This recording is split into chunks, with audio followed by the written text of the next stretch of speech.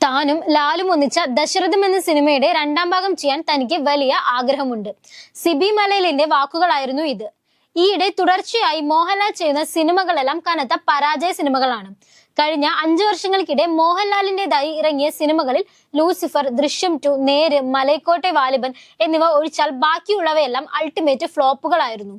മോഹൻലാലിന്റെ ഒരു തിരിച്ചുവരവിന് വേണ്ടി ആരാധകർ കാത്തിരിക്കുകയാണ് ഇപ്പോൾ എന്ന് വേണമെങ്കിൽ പറയാം. കിലുക്കം പോലെ അയാൾ കഥ എഴുതുകയാണ്. ചന്ദ്രോത്സവം, രസതന്ത്രം, തന്മാത്ര, സ്ഫടികം, സതയം, കിരീടം, പിൻഗാമി എന്നിവ പോലെയുള്ള ഒരു സിനിമ. മലയാള സിനിമയുടെയും മോഹൻലാൽ എന്ന അതുല്യ നടന്റെയും സുവർണകാലം അടയാളപ്പെടുത്തുന്ന മികച്ച ഒരു പിടി നല്ല സിനിമകൾ സമ്മാനിച്ച പ്രതിഭയാണ് സിബി മലയിൽ. കിരീടം, ചെങ്കോൽ, ദശരഥം, കമലദളം, ഭരതം, ഹിസ് ഹൈനസ് അബ്ദുള്ള, ധനം, മായാമയൂരം എന്നിങ്ങനെ പോകുന്നു സിബി മലയിൽ മോഹൻലാൽ കൂട്ടുകെട്ടിൽ പിറന്ന സിനിമകൾ. കലാമൂല്യമുള്ളതും കച്ചവട മൂല്യമുള്ളതുമായ നിരവധി സിനിമകൾ ഉണ്ടായ ഈ കാലഘട്ടം മോഹൻലാൽ എന്ന നടന്റെ പീക്ക് എറ തന്നെയായിരുന്നു. അന്നിറങ്ങിയ സിനിമകൾ ഇന്നും പ്രേക്ഷകൻ ഹൃദയത്തിൽ സൂക്ഷിക്കുന്നവയാണ്. അതിൽ ദശരഥം എന്ന ചിത്രം കാലത്തിനു മുമ്പേ സഞ്ചരിച്ച ചിത്രമായിരുന്നു.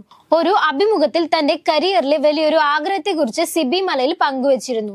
ദശരഥം എന്ന തന്റെ ചിത്രത്തിന്റെ രണ്ടാം ഭാഗം ചെയ്യണമെന്നതായിരുന്നു അത്.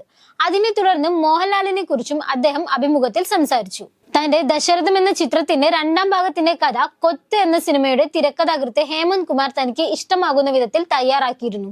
ഇതിനെപ്പറ്റി മോഹൻലാലിനോട് സംസാരിച്ചു. എന്നാൽ ഈ കാര്യം പറയുമ്പോഴെല്ലാം ലാൽ ഒഴിഞ്ഞു മാറുകയാണ് ചെയ്യുന്നത്. സിനിമ ചെയ്യാൻ മോഹൻലാൽ പിന്തുണ നൽകിയില്ല. നെടുമുടി വേണുവും ഈ ചിത്രം ചെയ്യണമെന്ന് ഏറെ ആഗ്രഹിച്ചിരുന്നു. ലാലിനോട് താൻ പറയാമെന്നും അദ്ദേഹം പറഞ്ഞിരുന്നു. എന്നാൽ ഇതൊന്നും മൂന്നാമതൊരാൾ പറഞ്ഞ് മനസ്സിലാക്കേണ്ട കാര്യമല്ല, മറിച്ച് ലാലിന് സ്വയം ബോധ്യപ്പെടേണ്ടതായിരുന്നു.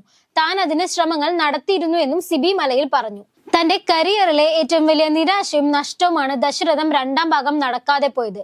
തനിക്ക് മാത്രമേ ആ നഷ്ടത്തിന്റെ ആഴമറിയൂ. ഇനി ആ സിനിമ സംഭവിക്കില്ല എന്നും സിബി മലയിൽ വ്യക്തമാക്കി. എന്നാൽ ലോഹിതദാസിനുള്ള ആദരവായി ദശരഥം രണ്ടാം ഭാഗത്തിന്റെ തിരക്കഥ പുസ്തക രൂപത്തിൽ ഇറക്കും. 2016 കഥ പറയാൻ മോഹൻലാലിന്റെ അടുത്തേക്ക് ചെല്ലുന്നത്. അപ്പോഴേക്കും തനിക്ക് റീച്ചബിൾ അല്ലാത്ത നിലയിലേക്ക് ലാൽ എത്തിയിരുന്നു. എങ്കിലും ലാലിനെ കണ്ട് കഥയുടെ ഔട്ട്ലൈൻ പറഞ്ഞു. ശേഷം 6 മാസത്തോളം എടുത്ത് കഥ എഴുതി പൂർത്തിയാക്കി. എന്നാൽ കഥ മോഹൻലാലിനോട് പറയാൻ അവസരം ലഭിച്ചില്ല. അതിന് ഒരുപാട് കടമ്പകൾ കടക്കേണ്ടിയിരുന്നു. എന്നാൽ താൻ ആ കടമ്പകൾ കടക്കാൻ തയ്യാറല്ല എന്നും അദ്ദേഹം കൂട്ടിച്ചേർത്തു. ഇനി താൻ ഒരു കാര്യവും പറഞ്ഞ് ലാലിന്റെ അടുത്ത് പോകില്ല. ലാലിന് തന്നെ ആവശ്യമുണ്ടെന്ന് തോന്നുമ്പോൾ തന്റെ അടുത്തേക്ക് വരാം.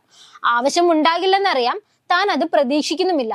തന്നെ നിഷേധിക്കുന്നിടത്തേക്കും തന്നോട് മുഖം തിരിക്കുന്നിടത്തേക്കും പോകാറില്ല എന്നും അദ്ദേഹം വ്യക്തമാക്കി. ആന്റണി പെരുമ്പാവൂരിനോടുള്ള സിബി മലയിലിന്റെ അതിർത്തിയും അദ്ദേഹം പ്രകടിപ്പിച്ചു.